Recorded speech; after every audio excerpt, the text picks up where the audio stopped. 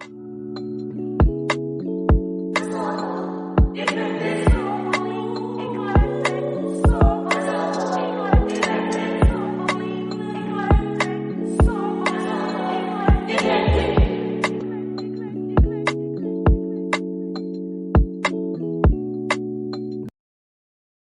everybody. Welcome to the Soulful Eclectic. I am your host, Dr. Diana Collins. And if this is the first time you're joining us, I want to say welcome. Thank you so much for coming to joining us, giving us your time, sharing whatever it is.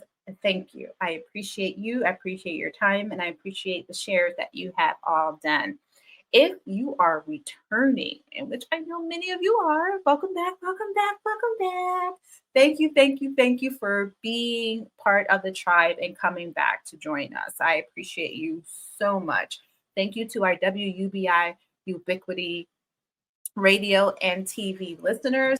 I can't tell you how much we appreciate all of you.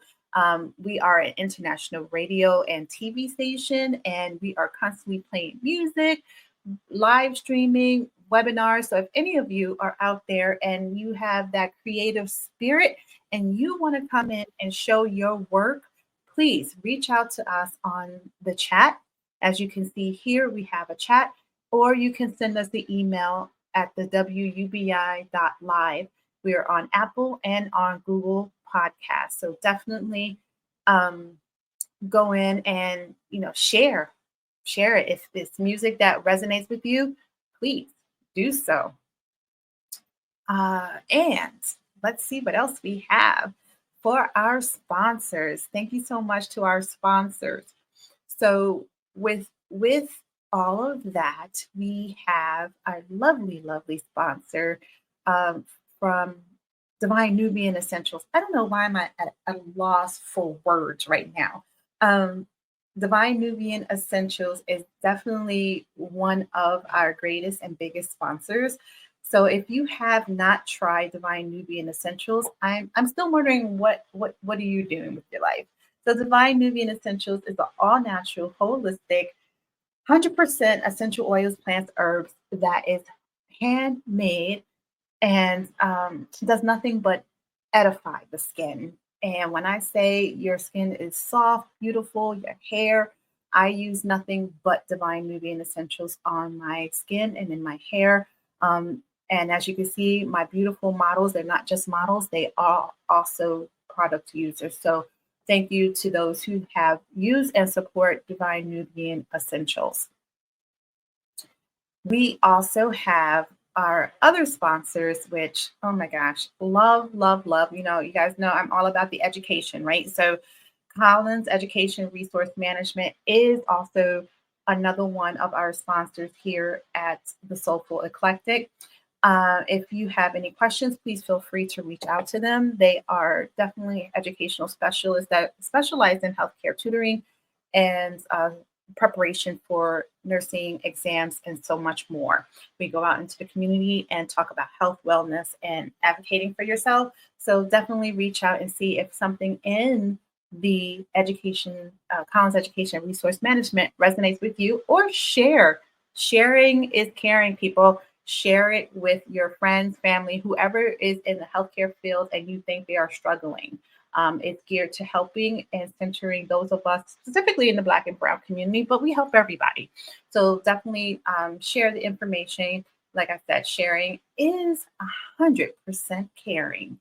So with that, I want to go ahead and talk about my guest today. My guest today, now you guys know I have exceptional guests that come on, and we talk about a plethora of things. And my guest today is nothing short of that. I've watched this young lady on Instagram, and something in her spirit just resonates with me. So with that, I bring to you guys Miss Lolo Lavish.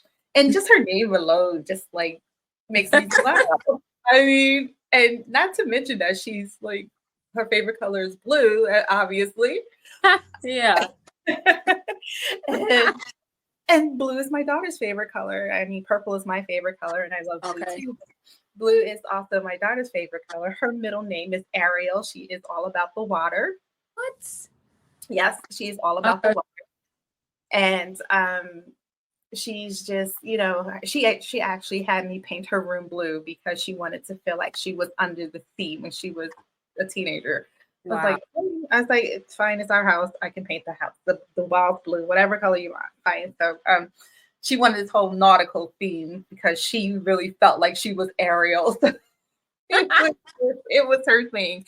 Um, and it's funny because we did a small little. She had her and her fiance did like a little gender reveal because she is pregnant, expecting her first baby, and we did a cake for her. I knew she didn't know what she was having, but my husband and I knew what she was having, and so we ordered the cake for her, and so it was like cute little under the sea kind of cake, Okay. and on it we wrote, "What would our little guppy be?" It was just Ah, I am. And then I get to meet you, who is like all about being a mermaid and, loving yeah. life. And it's just, I always think about it's just divine, divine intervention and all these things. And I am that eclectic soul and empathetic spirit, and so is she. So, like I said, I follow you on Instagram, Okay. and I appreciate you answering my DM when I reached out to you, because I always feel like, oh my God, it's odd that I'm like DMing this person, but I No, really think they're interesting. And I I really feel the want same to. way. No, okay. I feel the same way. No, okay. Because I'm like, oh my gosh. But, I appreciate you reaching back out and actually following up with me, because life is Yeah. lifing. So I appreciate, you following up and wanting to have the conversation and reaching out to me. And I just love where you're going, and watching you do your thing and grow. It's just, I'm a people watcher, Okay. not in a creepy kind of way or anything, but I love to see people do what they love, Yeah. because we are always so censored in everything that we're doing. They want to Yeah. compartmentalize us and, take away our individuality and our creativity and make it to what they think it should be. So I always want to celebrate any individual who is just out there being their authentic self. And I saw that in you, and that really resonated with you. So thank you for allowing me to meet you and being on my podcast. So thank you, thank you, thank you. No, thank you. Shucks. I mean, I thought it was cool. I knew I was gonna do interviews one day, but I just didn't know how I was gonna start. I at the time I didn't have a manager, right? I'm not having anybody look through the emails for me. So it's like, oh, okay, I had to get myself together. I kept remembering, I'm like, please respond to this lady. Kept getting busy. Yeah. Mhm. So, Happy Pride. I'm sorry. I was supposed to tell you Happy Pride. I forget right, about happy Pride Pride. Month. Happy Pride Month. It's like love month. And my guest before um was like, I didn't say it to them either, but I was like, what we talked about was all about love. So it was like, it's all about love. And to me, that is exactly what pride is. It's all about loving not just who you want to love, but loving yourself as well. Yeah. Because that's what it's all about. So yeah, so thank you. So tell us a little bit about who Lolo Lavish is. Um, Lolo Lavish is a siren, a voice, an alarm system. Um, I did not know that I was going to have a spiritual store. My first initial root goal from out of high school was fashion design. I got into some of the top design schools. It's so many. Their names all go together, like Otis, FITM, FIDM, FID, Yeah. LIDM. Like they're all like that. Parsons, Pratt, and I Hmm. didn't know that they um, when it comes to housing, it's not like a university. So at the Right. last minute, with me not having housing set up in New York City or Cali, I went to Texas Southern University. They had open enrollment. It was late enrollment, and it worked. And then over that time period, I realized I was super interested in exotic dance and poles. And I said, I want a nightclub. I always wanted a nightclub. I grew up a theater kid. And so I go to work at pole studios, right? And I get that side of life and I see what's going on with that. Then I start working in clubs. I dance and I'm noticing like, I don't like this. I don't like the stuff that's going on. And then I work at a dancewear store. And again, I'm like, oh my God, like I'm noticing all the problems, you know, as a dancer, as a stripper, you'll shop at a stripper clothing store and the owner, 8 times out of 10, 9 times out of 10, they're going to look down on you. They're not going to really respect strippers, or they never were a stripper, but they want to make money off strippers. And so I went into a space where I'm like, well, I want to make my own shit and I want to show people how it's supposed to be done.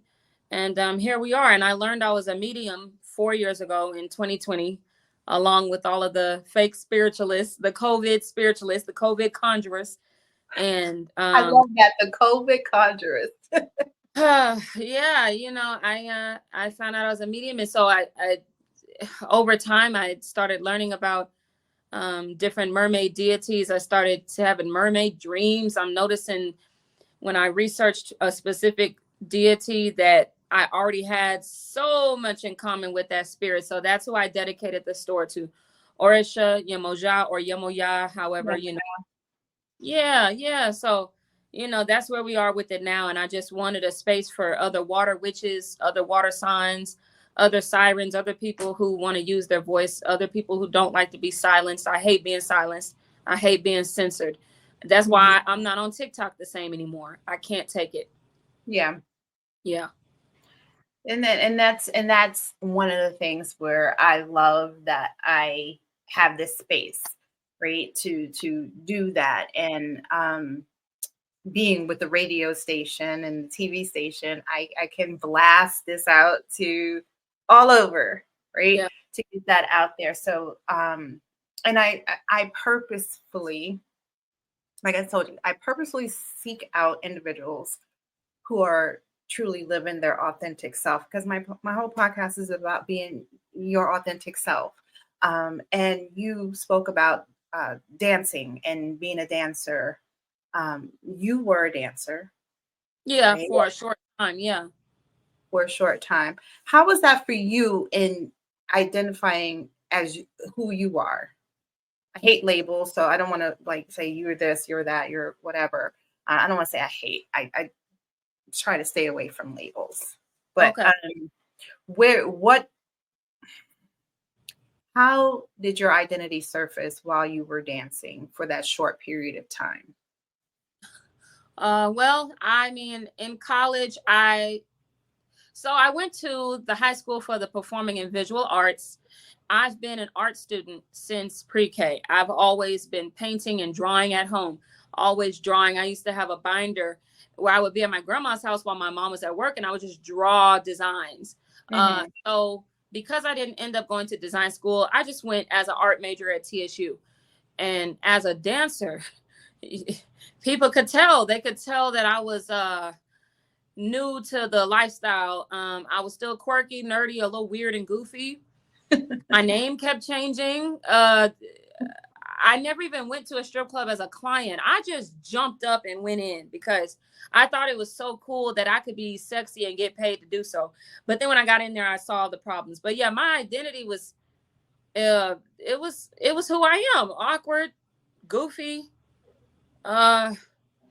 individual. Like I never had the experience where a lot of dancers do, where you live with other people. You know, you're in survival mode. You end up having roommates. I never had that. I didn't have like a dance partner. I didn't go dancing with other girls. I was just by myself. And my name's Lord. I started off as, I think my first name was Topaz. And then people were like, what the fuck is Topaz? So then that was getting awkward. I think from there I went into, oh God, I think it was like Lena. And then if you had a Hispanic club, everybody's name is Lena. Jesus Christ, I think. And then I went into Lohan. My first name was November. my first name was November, and they kept saying, "Oh, you're so adorable." I didn't like that. I didn't want to be adorable as a stripper. Then it was Topaz. Then it was Lena, and then it was Lohan. And people, again, they were like, "What the hell is Lohan?" Every time I tried to talk to a client, they were like, "What?" You know. So I realized I needed to simplify this instead of making it all deep and artistic. So I tried to get hired at Club Onyx in Houston. I got turned down, humiliatingly in front of a bunch of people. And I ended up in a car with a girl who got kicked out for fighting. And as she's talking, and I'm sure she might have been high, she is babbling on. I'll never forget, you know, she was asking me, "What are you doing here?" Because everybody could tell I was so different. And I'm like, well, I just genuinely like the idea of being sexy and having men pay me. And I told her I wanted to do like a Malaya Michelle or like a Lyra Galore. I wanted my name to be 2-part, and I wanted it to be alliteration, like slide off your tongue. And I told her, you know, my birth name is Layla. And I'm like, well, I could be Layla Lohan. She cut all of that out. She's like, why don't you just be Lohan or Lolo or whatever? And from there, I was like, oh. And so I kept it. And I thank her. You know, if I ever hear from her again or see from her, I hope she's doing okay. But yeah, like I was like, oh, Lolo, you know, and everybody loved Lolo. Everybody. You know, so I kept it. Yeah, so, and it seems fitting. And it just rolls, Lolo. Yeah, and it's fun, you know. Yeah. So yeah. That's what it was. And so speaking about some of the problems that you noticed, what is some of the things that you noticed when you were in there that you wanted to change and not see in your own establishment when you have it? Racism, for one. You still have to deal with racism even in the sex work industry. And it's like, it feels 10 times worse because you don't have the respect or protection from law enforcement. It's not a regular job where you can report to HR at a lot of clubs. With racism in the clubs, we say things like, at least in Houston, we'll say, I danced at a white club, or, oh, I went to a white club. Oh, were you at a Hispanic club? Oh, were you at a black club? You know, people say these terms. And at a white club, you know, it's interesting which black girls they hire. You know, you got to have a special friend, or you got to look like a tall, skinny, light-skinned mixed model, or no tattoos, or, you know, it's all this racism. So that was pretty harsh, because a slow day for a white girl at a white strip club, her slow day might be $800 or $1,000. And to her, that's a slow day. But for a black woman at a black club, a slow day could easily actually just be $0. And a lot of people are too embarrassed to talk about it. You know, like it's embarrassing. People don't really want to admit, like, oh my God, I spent $80 tipping the club out, paying the club to be here, or I spent $300 paying the club to be here. And a slow night for a black woman or a Hispanic woman could actually just be $0. And even what you're expected to do, you know, you'll have clients straight up tell you that at a white club, oh my God, they'll brag to you because they know they can get away with it. They'll tell you that at a white club, they're not expecting the dancers to do much of anything but just sit. And then they'll tell you, well, I come here and you black bitches, y'all do cartwheels for $5. It's just racism amplified. Wow. So yeah, it's a lot of politics, you know, who's sleeping with who in the management. The management is full of shit. You know, you get taken advantage of while you're trying to benefit from the system of oppression you're in the first place. And it's just a weird tug of war. It's fucked up. So the management is really what made dancing hard for me, because I couldn't understand why I was in a building for 7 hours. They'll tell you things like, oh, you can't leave because they don't want to market their clubs. That's one of the biggest things. Yeah, you know, it's like I'm not even on any real paperwork at a lot of these clubs. Maybe at a white club, it's more professional, but no, it's just a lot of getting taken advantage of. And now, you know, they do this communism thing where every dancer at the end of the night gets the same amount of money. So no matter what you did or didn't do, some of these clubs in Houston, or I'm sure other cities, they make y'all count the money. They make the girls sit on the floor, count the money, and they make it seem like it's a glamorous experience. But really, it's just something that people are doing to get by. I don't genuinely think that any of the dancers love what's happening. I think it's just a matter of, this is what it is. This is my reality, and I'm just going to get by. But no matter what you did or did not do, some of these clubs will have everybody, the money gets split equally with all the dancers.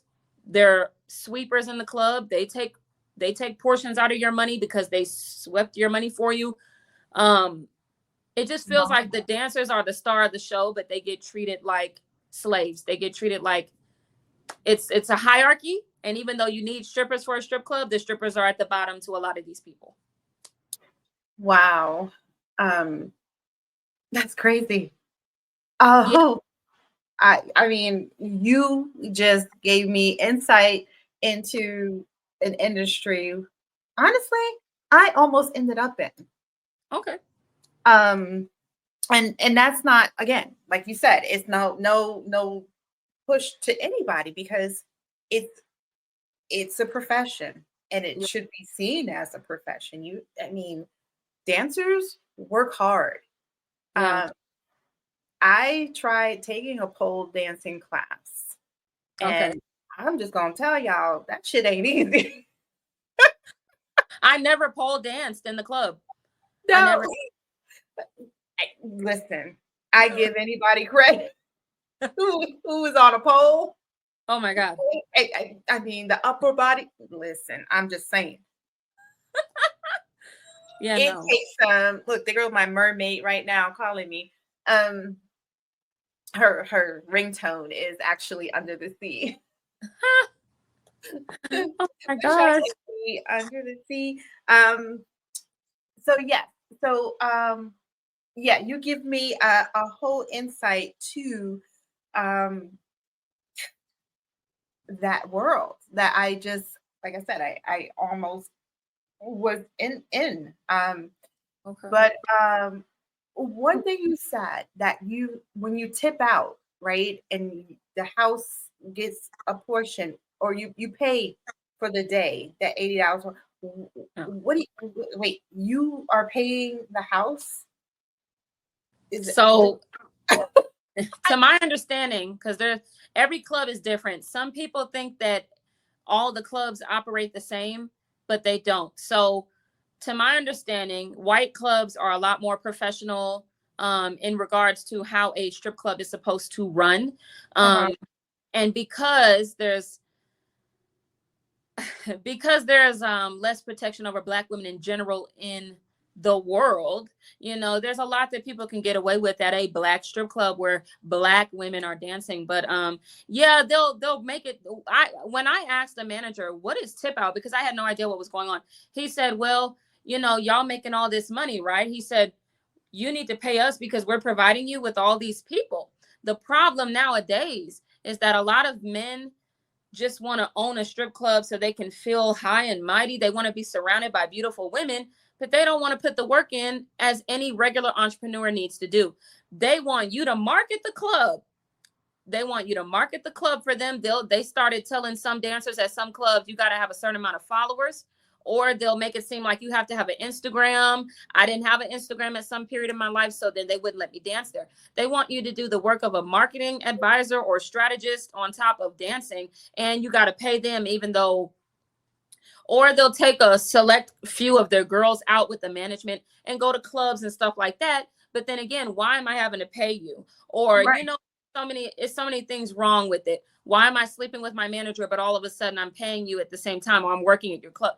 There's a lot of problems, and they don't get checked because nobody got respect for sex workers. Nobody got respect for strippers. So it's like a lot of this shit continues, but apparently tip out is illegal. And there was a lawyer who was helping dancers to report clubs, but so many clubs do it. It's hard. It's an uphill battle to try to, it's weird. It's like, yes, there's illegal shit going on in the club, but again, I say the strippers are the stars of the show. And I just feel like you can't have a strip club without the strippers.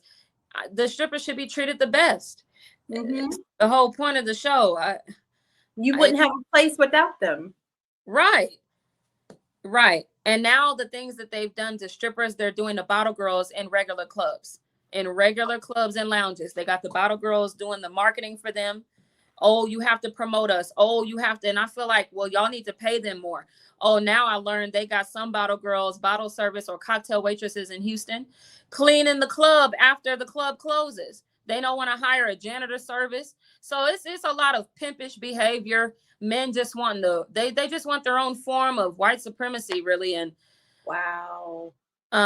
It sucks actually. And then you've got the women that are also trying to fit into that with their madam behavior, and it just sucks. So, I want to make changes in that industry. That's why I want my clubs, because that is bullshit. Wow. I mean, that shit I didn't even know.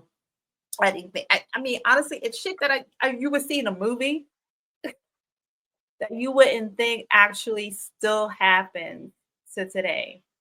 And I know it's changing based off of laws and regulations, and everyone's trying to figure out that loophole on how to keep more money in their pocket and make more money in your pocket. And like you said, it's pimpish behavior. Yeah. I honestly, I would love to see you in a get your club. I mean, I can totally see that, and I know it's kind of probably off rails, but because and I'm gonna say I would probably go to your club. Well, hopefully so. I think that if people are respected and paid properly, then the money can come in a lot faster, actually. Yes. Like, people are so busy trying to steal and what do they say, crabs in a bucket. Like, they're so busy trying to penny pinch, and spiritually speaking, I think penny pinching closes you up. Like, yeah, you can make money turning people into slaves, you can, but I think there's more money to be made if everybody is happy in the situation.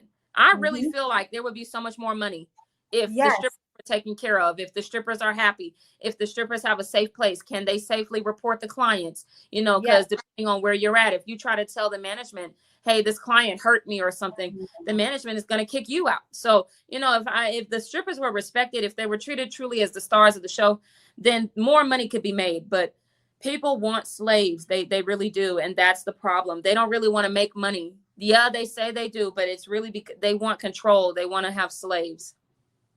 Yeah, and you said it, and because I was thinking it, I say if people are truly happy where they are when they're at their workplace, whatever it is, you will definitely see it in the product, in the production, and the money will flow in, because they're going to be more apt to promote you. Like, you're not forcing them to promote, and their job is not dependent on promoting, right? Yeah. So now it's like, yeah, I'm doing it because I want to. I love this place. This place is, Lolo's the bomb. She, she actually listens when I say stuff, and you would run it as a business, because the other point you made is that no one wants to do the work. No, the men who run these clubs, a lot of them are lazy. They want the benefits of the patriarchy without putting in the work. These men would be the same ones whining and complaining that they got to be the breadwinner of the household. I mean, if you want patriarchy, then wouldn't you have to work for it? I mean, take out the trash, run your business. No, they want the women to do all the hard work, but then they want to sit up there and say that they're the elite gender. And it's so backwards. Mm-hmm. And you can't be the elite gender if the people doing the work are the women. It's not no sense. That no. Like they say, the math ain't mathing. No. So that ain't making no sense. So for that, I commend you for that. And I'm going to be looking for your establishment wherever and whenever. Okay, yeah. I want to open up a lot of clubs. Yeah. Send me an invite. I'll be there. I might even host out of one. I'll give you a VIP section. Surely, yes. The other, and this is just like a random thoughts about it. Because you mentioned the whole business of it and thinking about it. Um, and this is actually something my husband and I were thinking about. We actually went out to a random bar. We were like killing time, and so we stopped at like a bar. Neither of us are really big drinkers. Like we don't honestly we don't drink. Okay. So that is the other thing about going to establishments like a strip club or a bar, having those non-alcoholic mocktail kind of things. Okay. Is that something you would also like think about, consider, or have as part of that? Because I think that too, and here I am marketing with you. Like, It's funny. I already have a lot of this stuff planned. I get real nerdy about entrepreneurship, so I already have hard drives and USBs where like I've planned out a lot of businesses, about 50 different businesses, so that way these good ideas that come to me, and now I know why I do that, because now that I know I'm a medium, I do forget. As a medium, you get messages, and then you kind of can't remember the message after you let it out. It's gone. I don't really remember my readings from clients. So yeah, I already planned on that. My main club, because I want to open different ones, but the main one would be an all-inclusive queer exotic club where I'm combining all the things I love about burlesque, ballroom, drag. Like I'm combining different parts of those things that I grew up on. I grew up on drag and looking up. And I know RuPaul is mainstream for a lot of people, but I mean, it's on TV, so I wanted people to be able to lip sing while they're on the stage if they want. Definitely have more enthusiasm in their costumes. People that having clients that care about costumes. And so with it, I wanted a huge restaurant. I want people in the windows modeling, and I wanted it to be all these cool names. I've already got items on the menu planned out. I mean, I want what I want. Throw some vegan options in there. Yeah, stuff like that, so like just a fun place. Just a fun place. I really just want more fun places, not because I mean the misogyny, the patriarchy, it takes the fun out of what a lot of people go to the club because yes, they're in survival, they want money, but a lot of us be thinking it's going to be fun, and it end up being like, oh my God, I hate this. That's why a lot of dancers lead a club and they go to other types of sex work. They go to webcamming, they go to having tricks and sugar dads, escorting, because why am I doing all of this work standing in here? What the hell? I'm having to be told go on stage. I'm having to do all these things happen in the club. Everything. Every man is apparently a manager. Some of these clubs are just disorganized. And then you get treated like crap by a lot of the management, the DJs. It's messy. It's messy. It's messy. Yeah. It's definitely with my generation, growing up, we had 42nd. I grew up in Brooklyn, New York. Okay. And in the earlier years, we had what do you call it? 42nd Street, that's where a lot of the sex workers were. That's where a lot of the what do you call those peep shows and things were where they were like way out there. So and I say way out there because I lived in Brooklyn. So it was like a train. It was a train ride to get to these things. So it wasn't easily accessible. So if you were there with that purpose in mind. And I mean, it is what it is. But now you have all these things, these what was I going with the thought? All these X-rated, that's not even what I wanted to say, but strip clubs and things like that. When they had the transition with the new mayor, all that stuff was wiped out, and I think a lot of those individuals went to. That's when the webcamming came in, and because all that was taken off of the streets and the boulevard, and now we have to make it look different. And that's where it all went to the internet. Okay. And I'm just like, thinking about it all, because even now it's really hard to find a sex shop without you being diligent in looking for one. Really? Yes. So like here in Arizona, they have what is it? Fascinations, but you have to drive way out to it.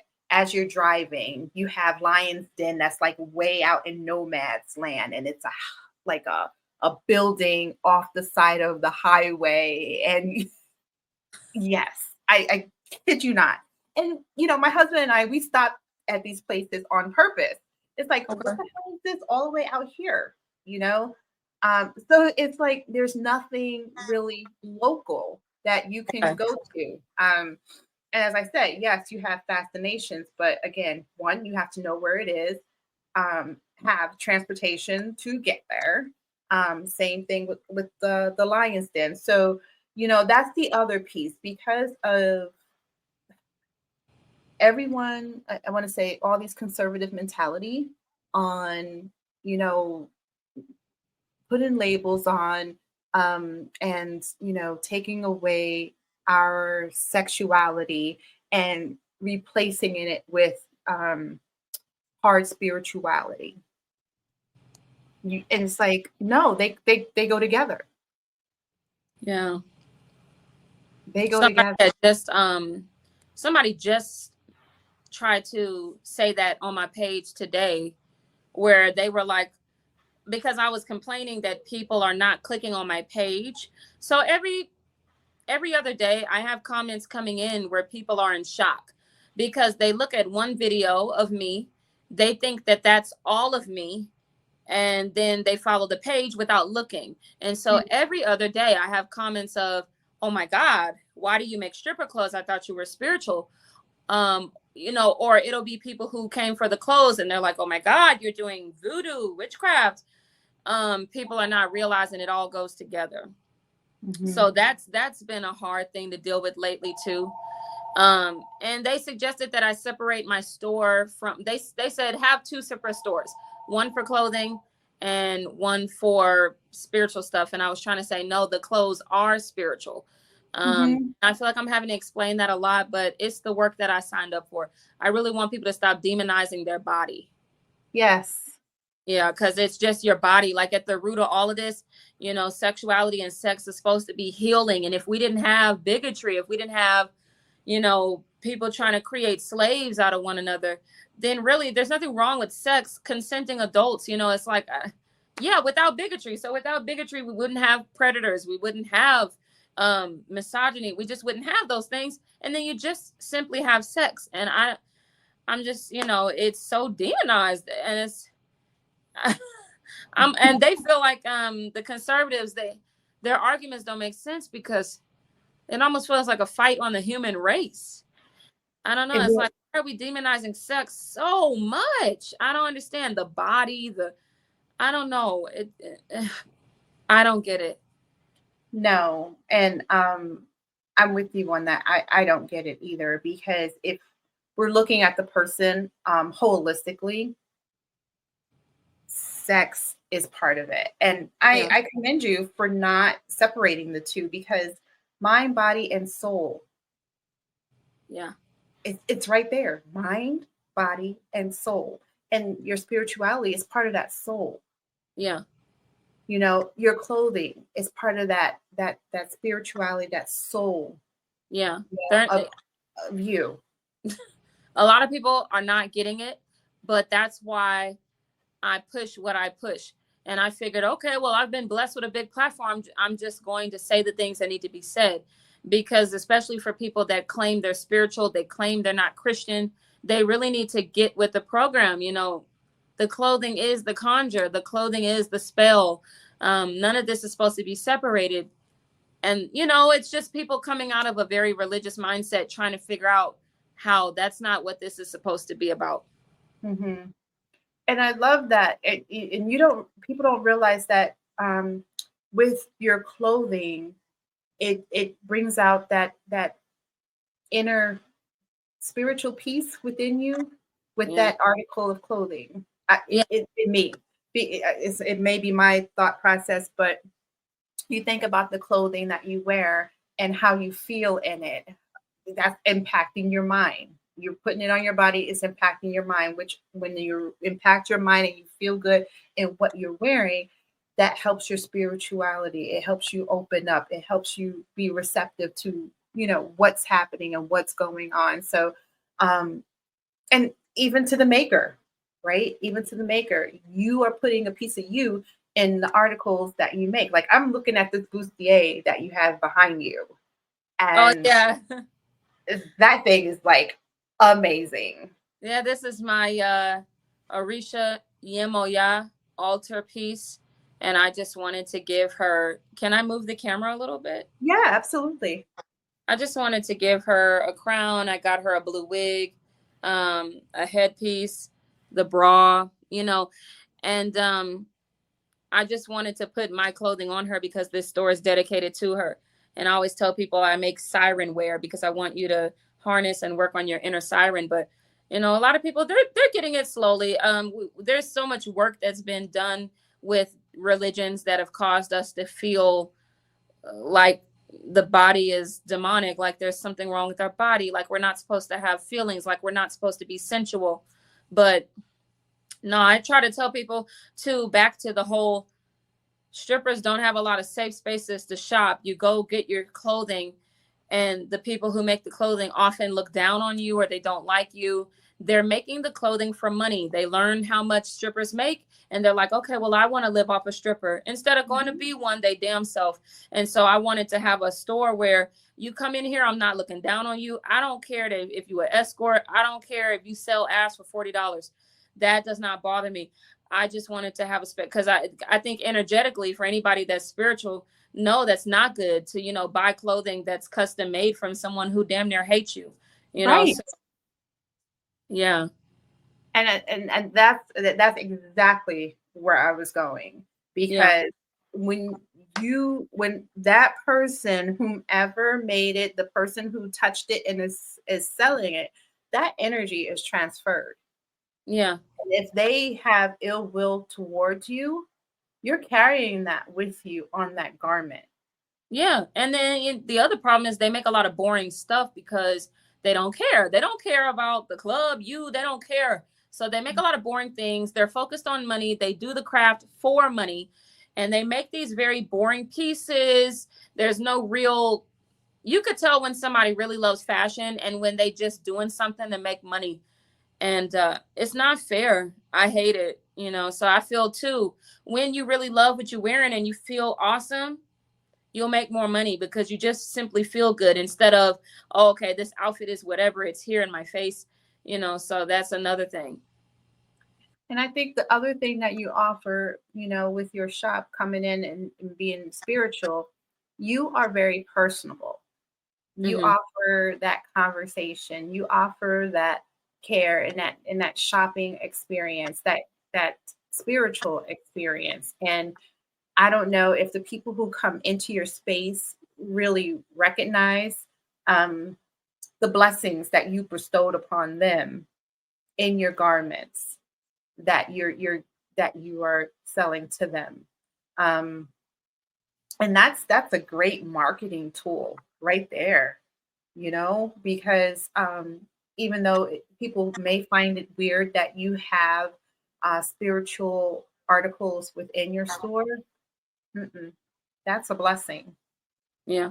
Because the people that show up to your store, for whatever the reason, is meant to be there. Just like for whatever the reason, I don't know how you showed up on my feed on Instagram. I really don't know. I saw this blue, beautiful face. I was like, oh, this is cute. What's this?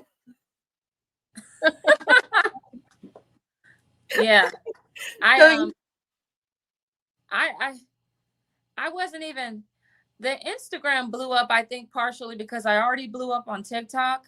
But even with TikTok, when it blew up, I was in shock because all I did was record a video. I was doing a cord cutting for a client. Now, then I realized, okay, humor really humor goes viral. Humor is healing. Humor is, and I realized, oh, I sound funny to people, and I'm just soulful and comical. And then when I went to Instagram, I just decided to show my face. At first, I didn't want people to make me a part of the brand. I kind of just wanted the brand to be its own without me. Mm-hmm. And then I was like, oh, I don't think that's how Spirit had it lined up. Mm-hmm. So once I started speaking up and showing my face, everything just went up from there. Nice. Yeah. Nice. So with your mediumship, and do you do tarot readings as well? Well, I started off with tarot, and now I pretty much just touch the cards because I'm tactile. They help me focus if I'm just touching them. Or I'll use cards whenever my energy is not the best and I just need some clarity. Because the medium gift do not work at all. If you're tired, all of a sudden you don't pick anything up correctly at all.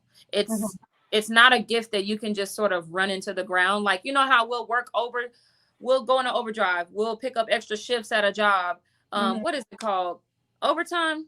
Yeah. Working overtime. Okay. So, I could sew a bunch of clothes when I'm tired. I could, but with mediumship, you can't at all. The gift's not there. And then the client will get mad at your ass. So I do use cards sometimes for short periods of time, but no, I don't need them. And I just tell the client what I'm picking up. Nice. Yeah. And I know you mentioned that you had an interesting conversation, I say it loosely, with one of your Instagram followers about being hoodoo, voodoo kind of thing. So like I said, I'm not a fan of labels, but if you had to put a label on it, how would you classify your ancestral gift? Oh, a spiritualist. A spiritualist. A spiritualist, because I quite honestly don't understand all the lines driven between these things. I have read on voodoo and the history of it and how it came together. And it came together with something that people are not understanding.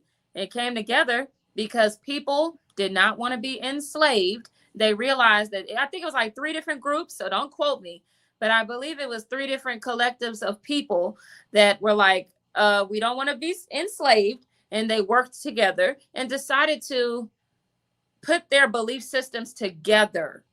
And then therefore came voodoo or vodun. So that's what I read in some books. Okay. Now with me now though, I think the work that our ancestors did created a space where we can be more open, and a lot of people are not getting that yet. They're feeling like they still have to be so rigid or whatever.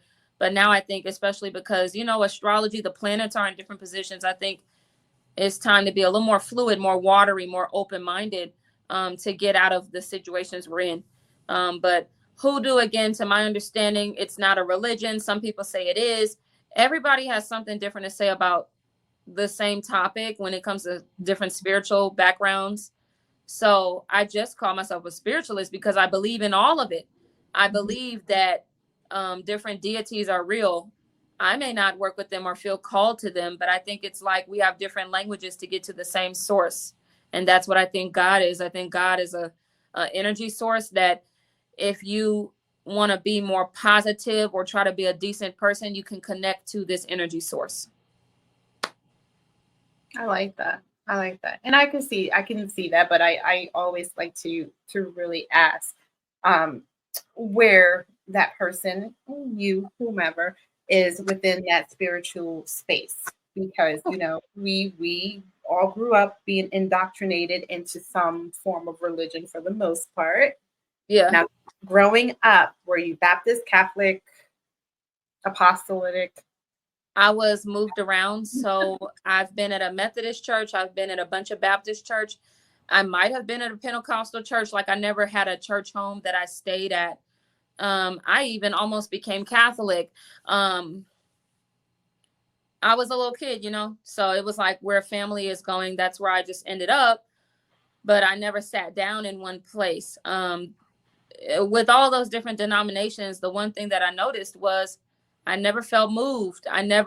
Nobody ever spoke a prophecy over me that came true or made sense. Everything felt performative, pulpit performers.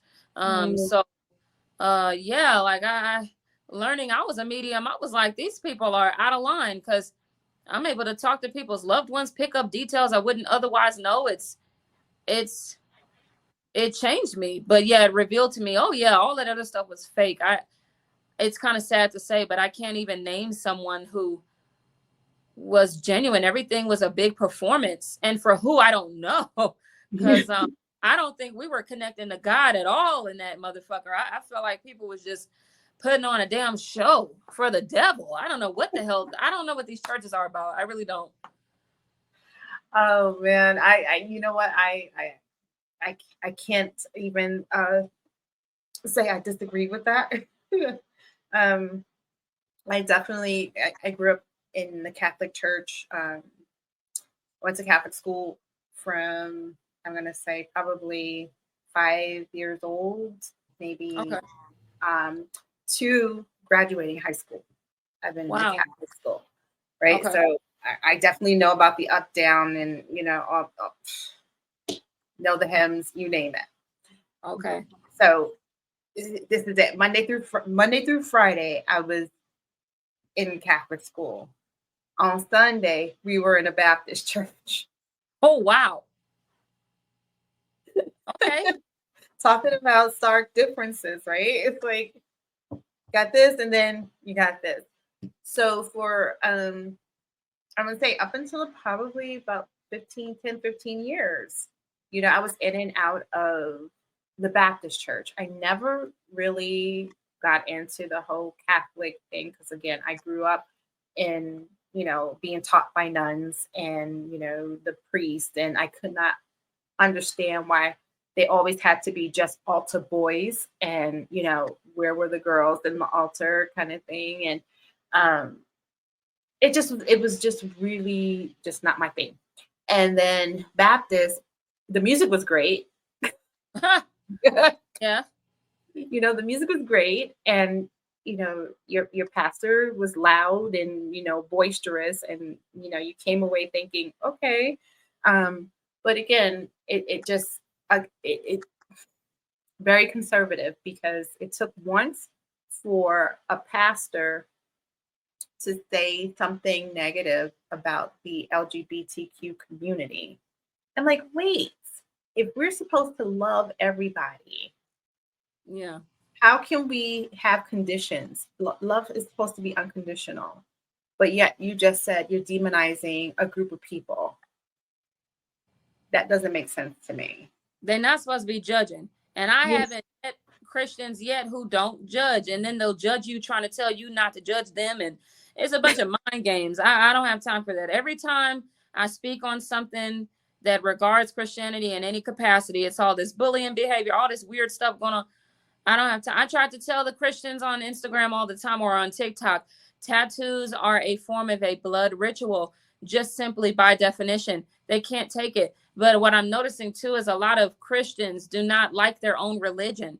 They don't like the fact that they can't sin. And my thing is, well, just sin then. Just stop being a Christian. I don't understand this. Because if you're doing this in front of God, you think God can't see you. So if the deal is you're going to sin the whole time and then ask to go to heaven, I'm not even sure how that works. Y'all disrespect the God that y'all claim y'all believe in. I really don't get it.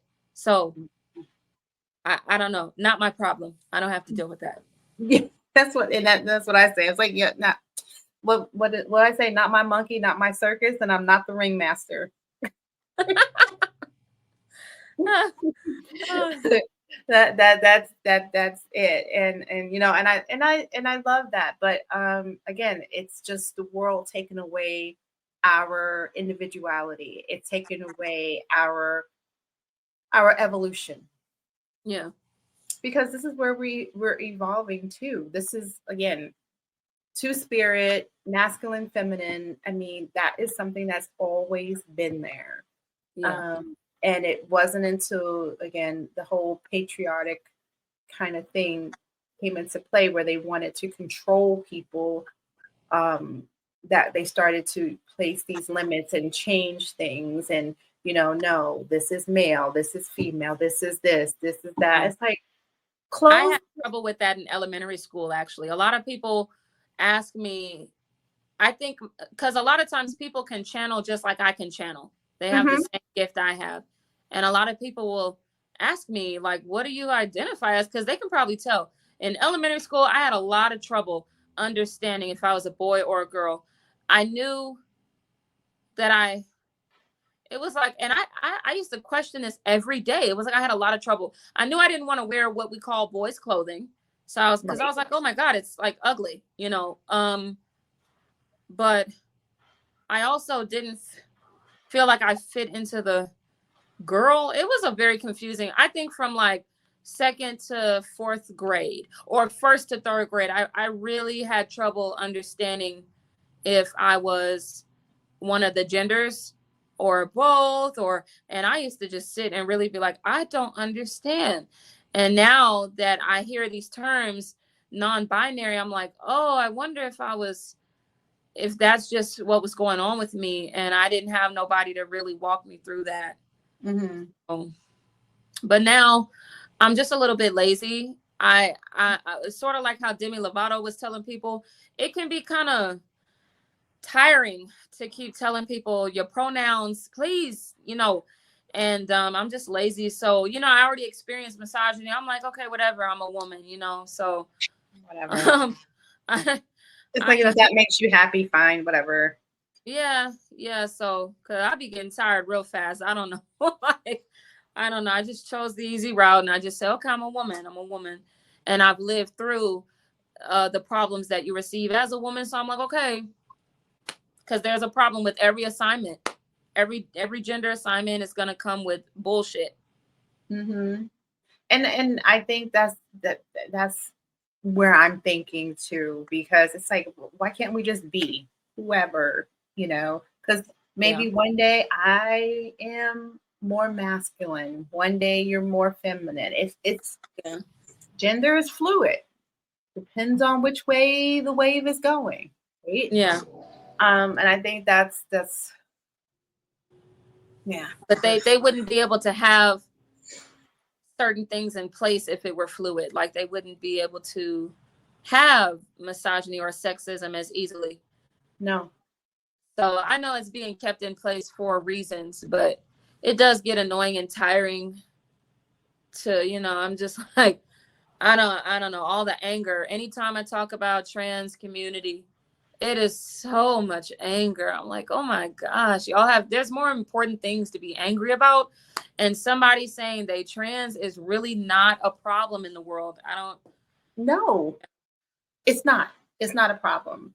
And my whole doctoral research was on transgender healthcare and teaching Wow. nurses to be better in Wow. their transgender healthcare. Okay. So it's a passion of mine. Okay. Because and it's not just, again, it starts off with transgender, but it's the healthcare equity and equality for all those who are Black and brown, because there is a Whew. disproportionate number of inequity that is in healthcare. Yeah. And we see it in our infant mortality rates. We see it when we have patients going in and they're treated differently. I've witnessed it. Yeah. I've been a part of it, even from my own, which is disheartening.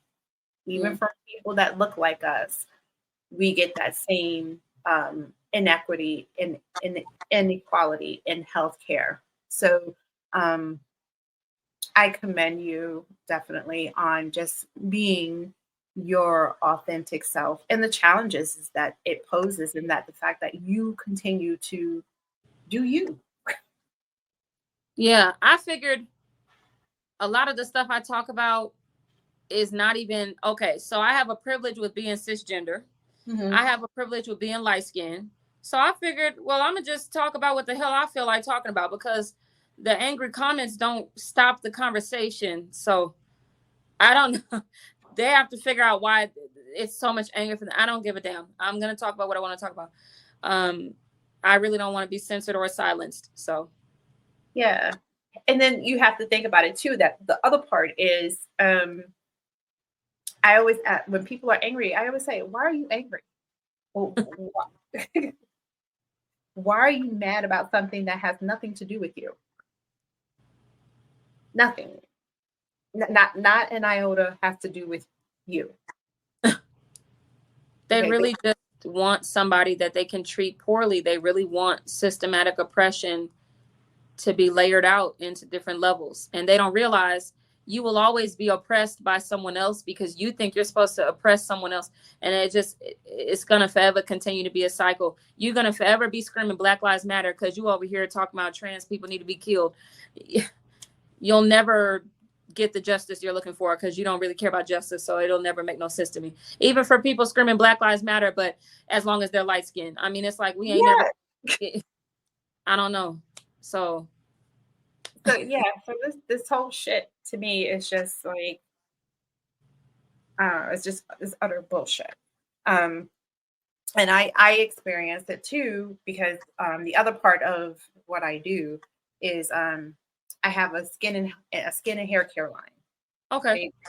Right? All natural. I make it myself, called Divine Nubian Essentials, and I will watch people walk away because, and it's a non-person of color, who will walk away because they think my products are just for people of color because it has the Nubian in it. Okay. And I say, okay, if you have skin, don't you want to take care of your skin?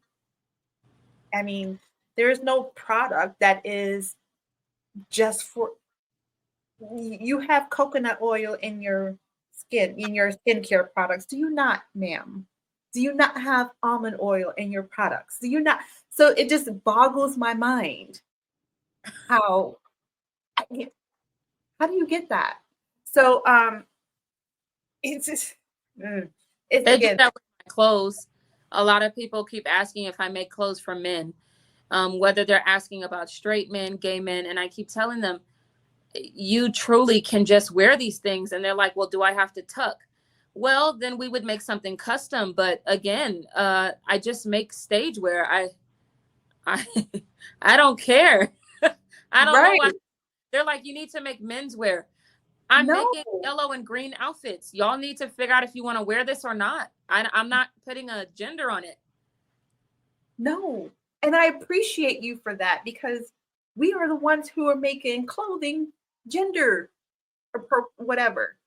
I'm I like, mean, you remember, I don't know if you ever, I mean, I'm sure you've done the history of clothing of some sort, but when we look at the history of clothing and shoes, men were the first ones to wear heels. Women never wore heels. a pink was also assigned to them as a male colored. Pink was first a male assignment before it became Yes. a woman assignment. I don't know. It'd be one thing if they asked me, do you have any outfits where I don't have to tuck? But again, That's yeah, that's a more appropriate. I can see that. I guess it is, but again, it's some people don't tuck at all. So again, it's like, well, Okay. that's a personal choice. Or maybe do you have a garment that it makes it easier to tuck if I want to tuck, or give me the option of tuck or no tuck? I don't know. But just to ask again, I appreciate the fact that you have gender neutral clothing. There is no gender assignment to your clothing. Either you like the piece and you want to wear the piece, or you don't. You like the color, or you don't. You know, that kind of. We do custom. I tell people all the time, if there's something you don't we don't have, then we just simply need to make it. But it's stage wear, it's performance wear, and for some people swimwear, that's it. But now if they're asking about boxers or anything like that, absolutely not, no. But I mean, like, it's just not anything to do with my stuff. I also don't claim to make lingerie, so yeah. Oh, see, and that's a good piece to put out too, because people will come into will assume if you make strip wear that you make lingerie wear. Yeah, they think I have like Victoria's Secret. They want the lace, and I'm like, nope. I make the raunchy stuff. I make the clothing that for years A lot of people said it was too ghetto to wear to their white strip club. I make the flashy rhinestone, metallic. Like I'm a loud person, so are my clothes. Yeah. Did you make the bustier, the bra behind you Yeah, all I on do Arisha? is I buy bras and I just decorate them. You know, being an art kid. So I got some of these things from Joann's fabric store, cut up some fabric, took some stuff that was for like embellishment for curtains or whatever, rhinestones, glue them on, put the fabric on top here. So the bra wasn't even blue, it was pink. Took some Mm. peacock feathers. So just a lot of craft projects on the bras. The bras are interesting. I wish I could sell them on the website, but a lot of people don't understand that they're hard to fit. Every bra company has a different understanding of the same size. So Mhm. I'm trying to make sure that they come in store to fit it on, because a 32B in one company fits so different than another. I don't want to deal with people needing to, I need a refund. So the bras are not available online, unfortunately, but I still sell the other outfits. Yeah. So we talk. You say online, and I want to quickly put up your online store. Oh, thank you. You are so very welcome, because yes, so you guys know she has this like kick. First of all, I'm just in love with the color scheme. Thank you. I started working on it back in 2018, and I get on Wix and I just get to trying to craft it together. I'll be trying my best. No, it's absolutely great. And so while I'm going through the site, talk to me a little bit, because that is one question I have. I wanted you to explain. I personally know and understand about sirens. So you talk about being a siren. Talk a little bit about what actually what is a siren, and how that relates to your clothing. For me, a siren can either be a seductress, right? Where it's like you use your voice, your gift, your singing abilities. You could be into poetry. You might be a rapper. You might be a comedian, but your voice was given to you for a reason. People listen when you speak. So a lot of people think sirens are just about singing, but for me, it's more than that. It's people listen when you speak. They can't help themselves. They're Mhm. pulled in. Well, shit, I might be a siren. Hey. Yeah. And then, of course, the watery energy. So with a lot of siren energy, because the speaking ability, spiritually speaking, the ability for people like the gift of gab, that's not necessarily a watery thing. It's definitely air element, but siren energy, I was talking about it on live last night. The other thing that goes with it is the watery energy, your ability to be smooth, your ability to play mind games or control of the mind, your Mhm. ability to communicate with emotions, a lot of moon and water and oceanic energy, and motherly energy, which a lot of people credit to mermaids versus sirens. But Mhm. I feel like they are very interchangeable spirits, with comparisons. So, yeah, when it comes to siren wear, it's just about, people can't look away. They don't know how to, they're intrigued, they're mystified. You're magical. That's what I want for my clothing. Oh my gosh, I love it. And I've been going through your site, and I was like, oh my gosh, next time I'm in Houston, I'm definitely coming by your store. Thank you. Yeah, And I'm awesome. in Houston a few times, because I have an aunt that lives in San Antonio, and we Okay. sometimes go to Houston, to just to hang out. And Houston has great food. Um, Oh, yes. so we come out there. So I definitely will have to take a trip out to your store. So I'll make sure. And Okay. I'm going to let you know when I'm in the area. That would So be good. that, That would be. yeah, definitely. Because I always find myself in spots like this. I'm the I'm just into spirituality and being one with yourself and understanding yourself. And every every time we go into different states or wherever, I find that I'm in the metaphysical shops all the time. Okay. Um, And even for my own stuff, I sell my own energy spray, energy cleansing spray with sage and Palo Santo in it, and to kind of like just cleanse the energy, especially when you can't burn sage. Mm. And I used to use it in my office when I had when the students would come in my office, I would spray the inside, the outside before they come in. I'm like, I don't need their energy to either come in here or stay. It needs to go with them. So it was one of the things that, and I used to just make it for myself, and then I just started selling it on in my shop as well. So I definitely love that, and I think that's the other piece that made me gravitate to you, because I'm not an avid tarot card reader, though I have several different tarot sets that I purchased based on the fact that they resonated with me and I just felt pulled to them. But okay. I don't do readings for other people. I just do them for myself. And once in a while, my daughter will say, Mom, can you just do a reading for me? Because I feel like I'm a little off and something, just whatever. So I would do that. But yeah, so it was just like that really draws me. And like I said, I love your website. It's beautifully done. It's very inviting. And thank you for explaining to the audience what being a siren is and who a siren is, because again, with mainstream media, they see sirens and they were like thinking you're like this demonic entity. It's like, no. Every day I'm called a demon. Every day. Every day. At this point, I don't know.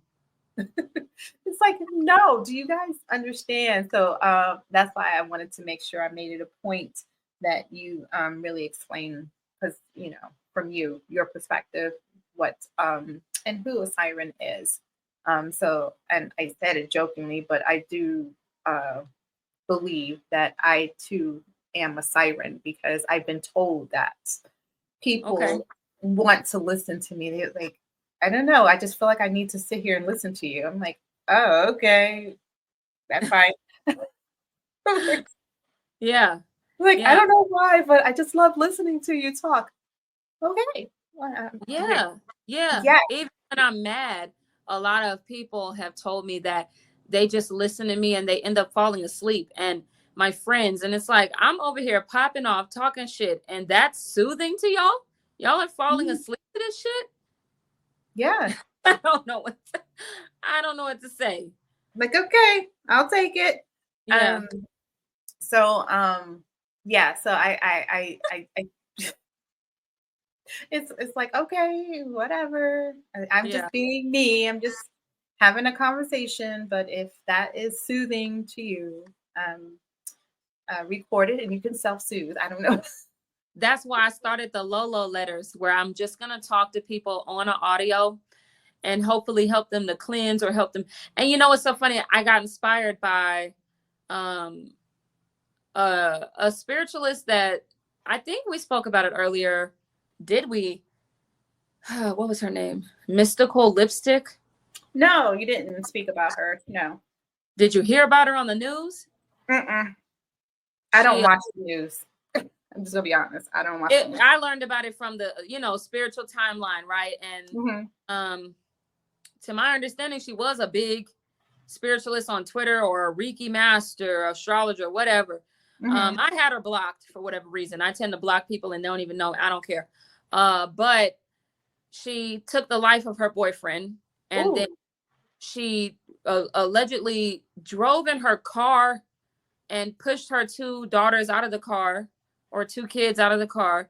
One of the kids didn't live. And then after that, she drove herself into a tree. So that's apparently what happened.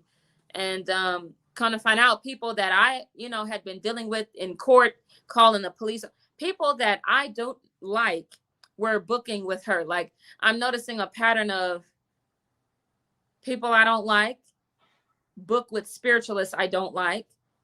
And it's such a big and small community. The spiritual community is very interesting. I do not click up with people. A lot of people get very cliquey in the spiritual community. They want to go to every spiritual event in the city. They want to know every famous spiritual, TikToker. I never did clicks. I'm so Scorpio. I used to sit by myself at lunch. After I got rid of my last friendship, I sat by myself at lunch and I would frown at people walking through the hallway. I don't give a damn. I don't do clicks. I don't do clicks. So yeah. So while people are calling me a fake spiritualist and all that, they're missing the whole point. But I'm starting to think it's protection for me that everybody doesn't really realize how real my gift is, because maybe they're not supposed to. It's not meant for them.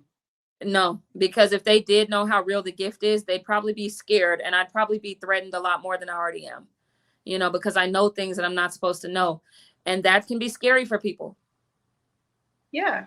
And again, our ancestors, you have an ancestral gift.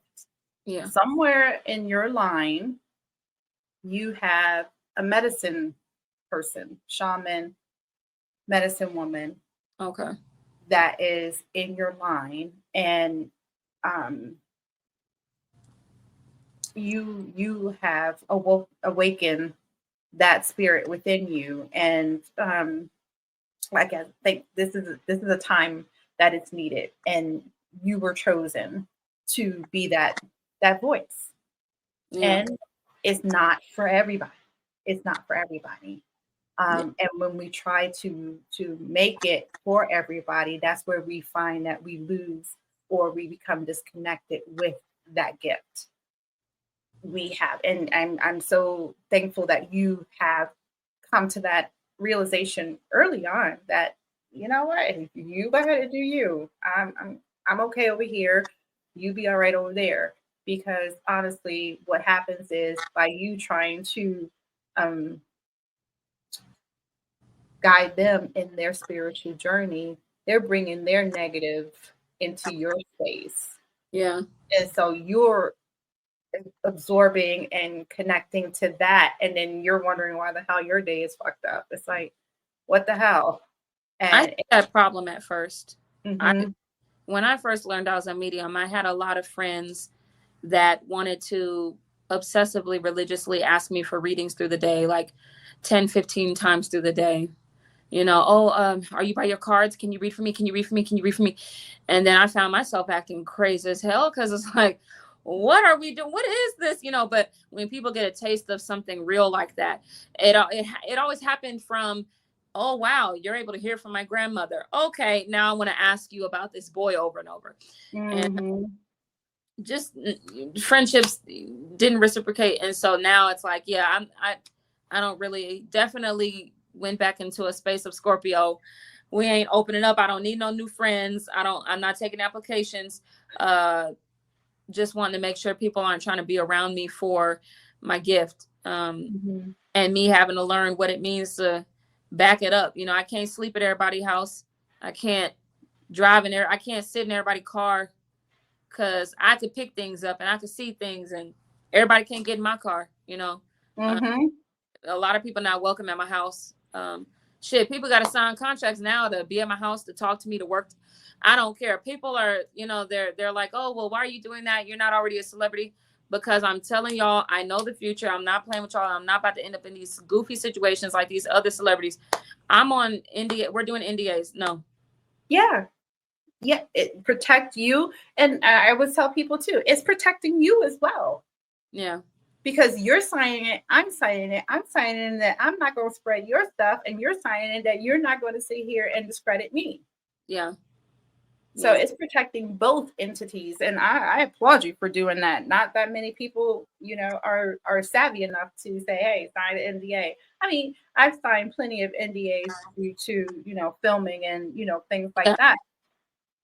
And respectfully, it protects both parties. Yeah, because that way, if my address gets out, I need to look at who knew, So yeah, people have to sign contracts just to hang out with me, just to work at my store.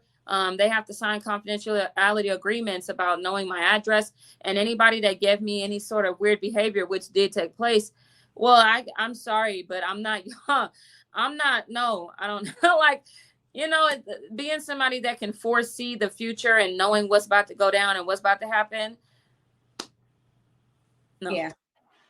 Yeah, you definitely have to protect your energy, protect your space, protect you, protect you, and yeah, kudos for you for being in that and putting those things in place.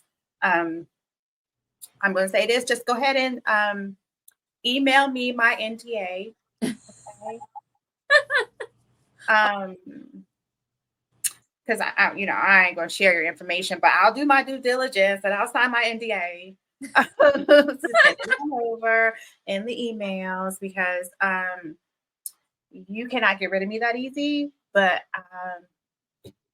I'm more than happy to follow suit and do what I'm supposed to. Okay, I'm a rule follower to a certain extent.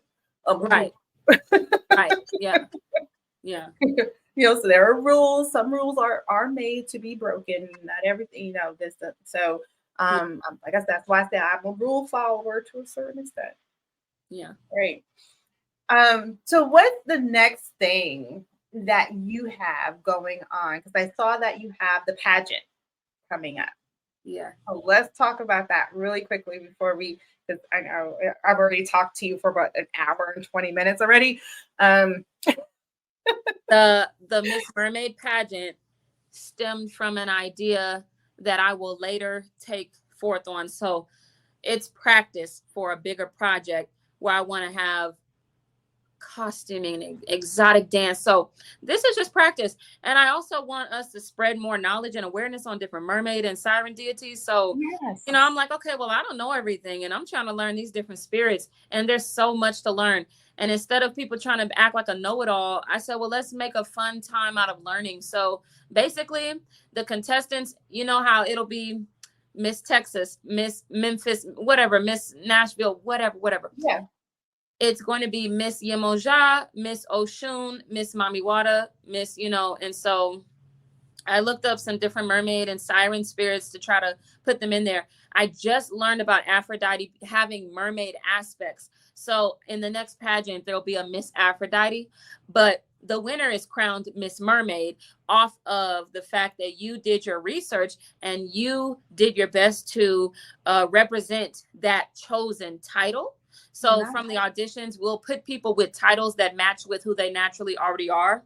And then the job is look up as much as you can about that spirit and show the judges how you represented the spirit. People are asking about racial sensitivity. And I just told them be sensitive, because we're not casting just for the sake of it. We're not going to cast anybody Caucasian for an African deity. We're just not going to do it. But everybody else, it's like, we may have somebody that they may be Asian and then they're getting casted for a Russian. I wasn't really trying to make it about your skin tone matching the mermaid because essentially mermaids they're water spirits. They're not, they don't have race, but just out of respect of racism, then no, but I just want us to have fun. I really don't want this to be too much of politics. I just want this to be a good research project. And moving forward, I want to do more events. People want me to teach classes, but I really don't like classroom settings. So I'd rather just do like group prayer and group spiritual work together. But more events moving forward. I want people to have fun. Fun is healing. Humor is healing. I want people to understand the importance of getting out of the house and breathing fresh air and having some sun on your skin and getting serotonin. And I just want people to have fun.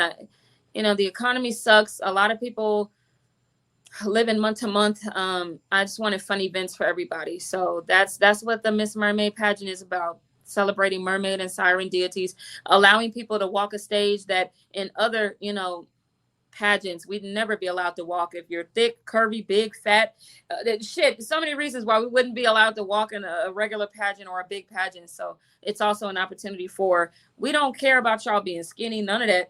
I just wanted them to do their best to be in alignment with their mermaid assignment. That's awesome. And I noticed that too, because I have a couple of other people that I know, friends of mine who do participate in the traditional pageantry. Mm. And I was looking around on their websites and their different events and things, and I noticed that a lot of the pageants are now going towards taking away from that. You got to be thin, you got to be this, you got to be that. I did because I saw some. I was like, oh, that's great. Yeah. You know, I was like, because they were all nationalities. That was Okay. one. Weight sizes. I was like, this is beautiful. This is what it was meant to be. Okay. And mind you, I've only witnessed it in Arizona because the people I know are in the Arizona pageants. And I think I had actually it was Sabrina. I had Sabrina on, and we talked about that. And because again, I was raised with, we saw pageants. They look Ooh. okay. I grew up, I would never be in a pageant because one, I'm not fair skinned. I don't have good hair. I am not super skinny. I got thick thighs and hips. It ain't happening. Yeah. Okay? It just, Yeah. no matter how much people try, my hips are not going anywhere. They're there. Okay. It's genetically who I am. So, I appreciate that now we're going away from that. And I appreciate that you are doing something like this because, like you said, it's not only just to showcase the individual, but you're also applying a learning experience. You're learning about something you probably would never have.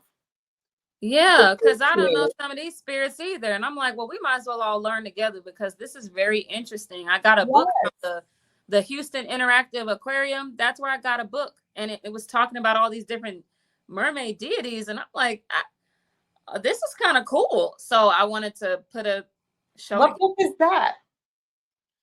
The Mermaid Atlas. I think that's what it's called. Okay. The Mermaid Atlas. The Mermaid Atlas. And they go over different parts of the world with different mermaid and siren folklore. Might have to get myself a copy, get my daughter a copy. They actually put Yemoja. Now they didn't put Oshun because I know a lot of people, I know certain island areas believe she's a mermaid, some don't. But they have Yemoja, they have Mamiwata, they have La Sirene. Mm-hmm. And they had Nomo, which are apparently intergalactic African spirits from the Dongo tribe. It was a lot. Yeah, I'm interested in that. I definitely have to look into that. You spoke about classes and courses. You see that in your in coming in your future. You said you do your, I was gonna call them strawberry letters. They're not strawberry letters. Your Lolo letters. Lolo letters. And there used to be on a radio station back in New York, they used to call them strawberry letters. Oh wow. I'm like, no, they're not strawberry letters, Lolo letters. So you think maybe that you will start doing that outside of on top of in the class, or having a class, and then I know your Lolo letters are separate, but having a class to teach about being a mermaid, having a siren spirituality and what it means. Yeah, I do. I just get so bored with school settings. It is so sad. So when we spoke earlier and you were telling me about podcasts, at that time I knew like a lot of people have been asking me to start a podcast, and I was like, because I don't like to edit, and I don't feel like I don't want to. I just want to show up somewhere and talk and leave. I don't want to edit nothing. So then an opportunity did come to me where somebody in the city is offering to edit, to let you come in their space, near the Galleria and just record. And so then I was like, oh, so that might be where I go with it. But in terms of classes, we'll see, because I get so bored with it. And that's why I was saying it might be group-based prayers where I'm teaching us in the moment, like we're doing hands-on ritual work, instead of y'all sit down and I talk to y'all, because that I can't. I need something lively. I don't know. I can't. School is You need the interaction. You need to have that yeah. person, the contact. You know, you can't sit there talk to yourself in a room. No. Yeah, I get it. I get it.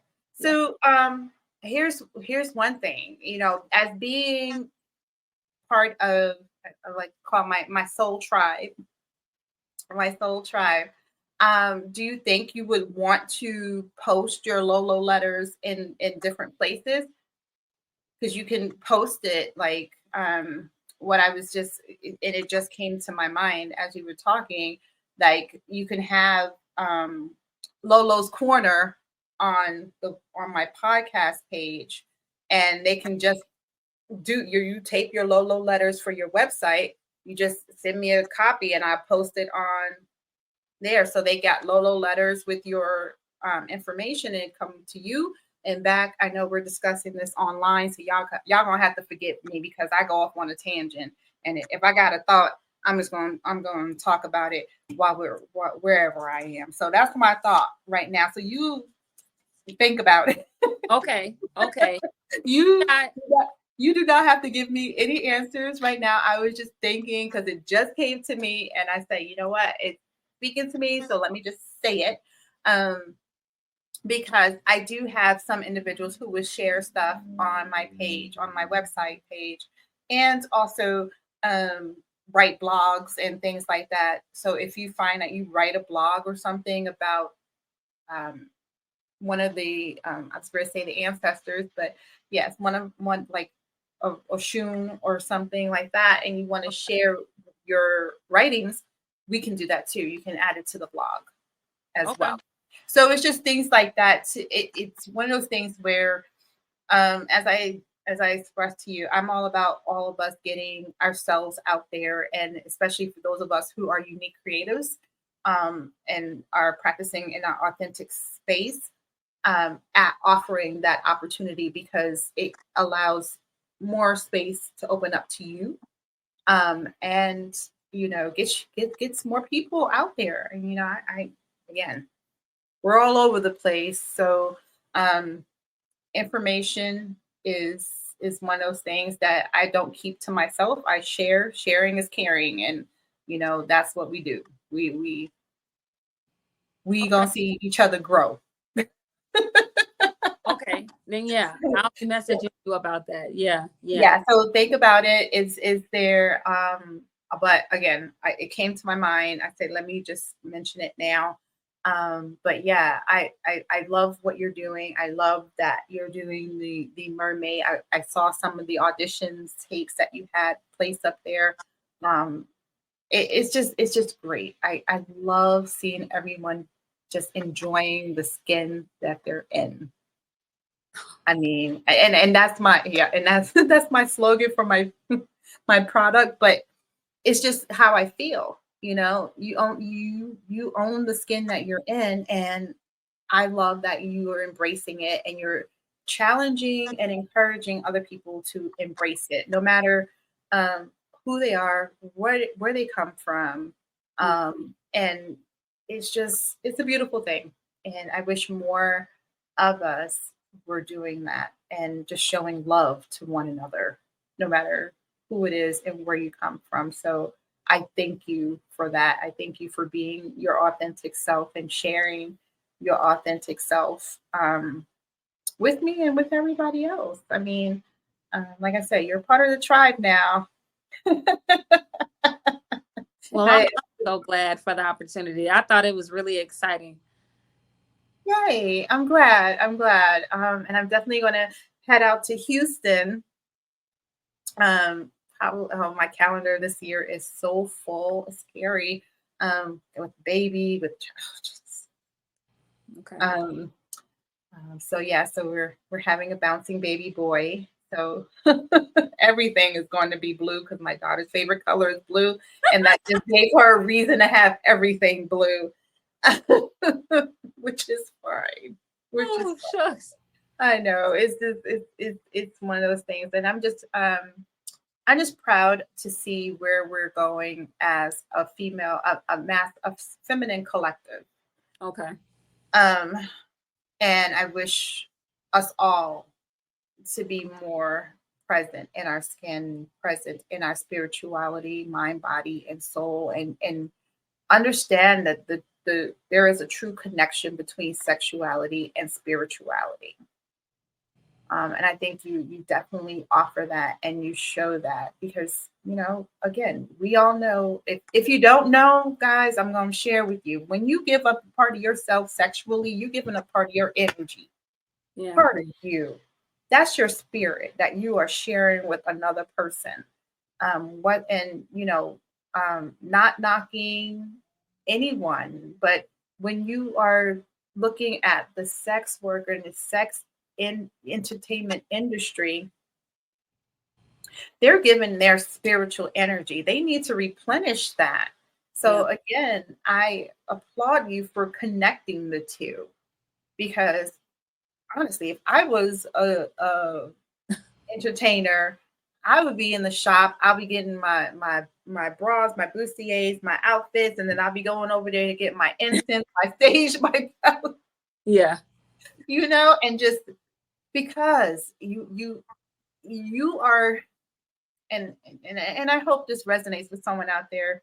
When you are out there and you are on stage in a packed club or anywhere, you are absorbing all of that. Yeah. Anyone who touches you, anything you touch that they give you, there is an energy transfer that is happening.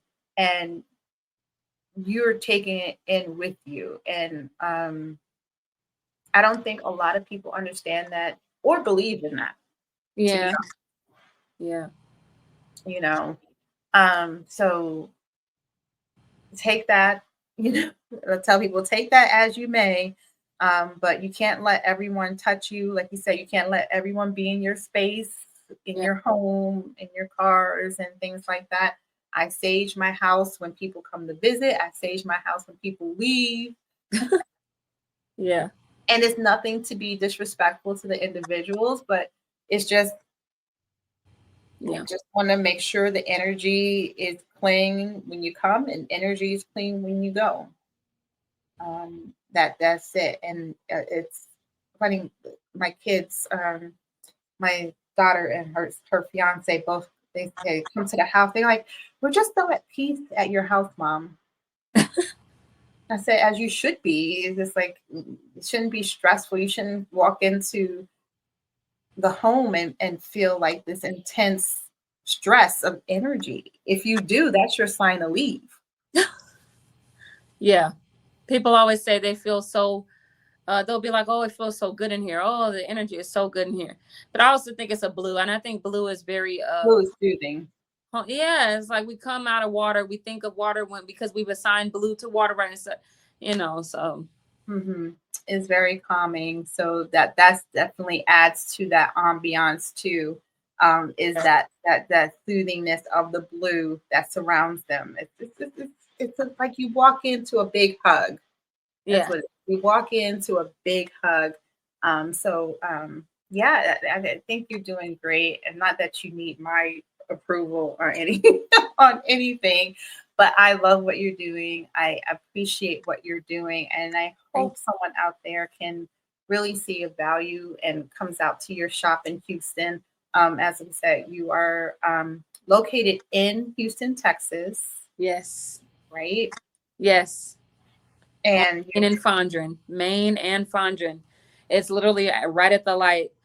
I I'm off a freeway, so like cars get to see the sign. nice, nice. Love that marketing right there. Yeah. Right off the freeway. You can't miss my Yes. sign. There you are. And I also have her Lolo's website up there so you guys can see and frequent her page. Go to the website. You guys saw the website up there as well. And she's definitely open for spiritual guidance, but remember, you have to sign the NDA. So if you're not willing to do that, don't call her. Okay, don't waste your time. Just don't do it. Okay, I'm just saying. All right. and share the information with somebody who's willing to do it. How about that? If it's not you. But yeah, so thank you, Lolo. No Oh my problem. Thank gosh. you, doctor. Oh my gosh. I did a bachelor's and I'm done. I can't. Yeah, it still shocks me to this day. I think one day they said that it'll wear off. I'm like, yeah, I doubt it because I don't know. I feel pretty damn awesome because Yeah. it was a lot. I thought I was done after the bachelor's, and I'm like, no. And then I go get 2 master's degrees. I'm like, what the hell is wrong with me? Yeah, I'm Hey. like, I'm insane. I'm insane. And then I'm like, no, I'm not done. I'm gonna get my doctorate. I'm like, Okay. yeah, and here I am. So I'm glad that right now I think my husband's glad there's nothing else that I want to do, but that's not true. I do want to do my whole goal was to be an herbalist. Okay. Um, so I actually really wanted to be one of those individuals who were out in the villages of the Amazon, living with the tribe, learning about the plants and insects that help heal and do all those things. That was really something I really wanted to do. Because you see all the Eastern European individuals going out there, I'm like, why aren't we doing that? Why aren't we out there learning about our indigenous, the plants and the herbs? I mean, we can't even say it's passed down to us anymore because that's been washed out of us. So yeah, that's a whole nother rant for me. But I just like so that's really was my passion. So um yeah, after I sit for my boards, I'll probably look into an herbalist course Okay. so I can like really study the plants and the herbs. I mean, I know a little bit just from, the working knowledge of what I do, which is why I have the skincare line. Because honestly, um, all of the plants and herbs that I use in the product are Mhm. all healing for the skin. So yeah. I like there's if you ever go on the website, I literally burn my hand and you cannot tell I burned my hand. Okay. That's how well it healed my skin. There is not a scar from where I burned my hand. Okay. I was like, what in the magical hell? All right. So it's like I don't sell or talk about anything that doesn't work. And I am a witness to say every product that I sell and make, I use on my body from the time I wake up to the time I go to bed, including my hair. I do not buy hair care products. Wow. And my locks are 5 years in the making. Okay. They are down to my chest. Okay. So, it's just those things that if I can do this with the little bit of working knowledge that I have, it's the sky's it's like Yeah. what am I doing? So yeah, so that's my next plane is to do herbalist medicine and heal us because again, as I said to my other guests from this morning, I said, then Mother Nature gives us not only the disease, but gives us the healing element to make it right. Yeah. They go together, yin and yang, Yeah. masculine and feminine. They all go together. So with everything that that's ailing us, there is a treatment that is grown in this earth to treat it. Okay. And I'm not going to go any deeper than that because she had me on a tangent this morning. I was like, I even just stopped talking. I just let her, it was her show. I was just listening, like, really? I tell you, it hurt. That one will air next Friday, the 14th. So for all of y'all out there, yeah, that one was a doozy that I just it was her show. I was just there to listen and be her audience. But it was fantastic. I mean, it really was. And so she's a social justice major. So she has a degree in social justice and, a master's in something else. So I tell people when we did the podcast, I say, guys, she's not just rambling like craziness. She actually has a degree. Just because it doesn't make sense to you doesn't mean it's wrong. And she says it in a way to simplify it and make you understand it. So she's not using all these big jargon to get it across. And it's just, it's a conversation. I was like, here, go for it. Talk away. I'm just here. Which is great. And it's okay because you have some things like that. And then that's the whole reason for this platform, right? If you have something that you want to say and you want to share and it's a creative space, go for it. And if it ends up that you're the only one talking and I'm just sitting there listening, as long as it makes sense, and I will go for it. Yeah, that's what it's for. That's what it's for. But thank you. I don't want to keep you any longer. I appreciate you taking the time out. I appreciate you just being your beautiful self. Oh my gosh, guys! Thank you. She's just gorgeous. And it's not. And gorgeous in the whole mind, body, and soul. It's not just a physical beautiful. It's just I don't know what it is. I just, again, something about you brought me to you, and I thank you. I really thank you. I thank you too. Thank you. We will speak soon. We sure will. We sure will. So with that, do you have anything else you want to share where they can find you? We talked about the store. Is there anything else that you want to share before we go? I'm just going to warn people when they get to my personal page, Lolo with the Fro on Instagram, I'm not in work mode. There's a huge shock of what's going on. I don't have any apologies. I don't know. We'll work through meshing things together so people stop separating reality, spirituality. It's all supposed to be one. Yeah. Yeah. No, I love it. I love Lolo with the Fro. I love it. Oh my gosh. You're just a beautiful soul. I just love you. You're just great. You're just great. And I thank you again for taking the time out to be here with me. And definitely if you're always welcome back.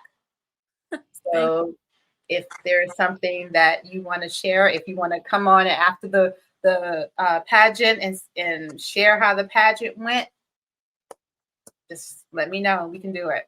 Okay. All right. Well, you enjoy the rest of your evening. Thank you so much. I'm going to go and get some food. Me too. All right. You take care. You too. Thank you. Right. You're welcome. Bye. Bye.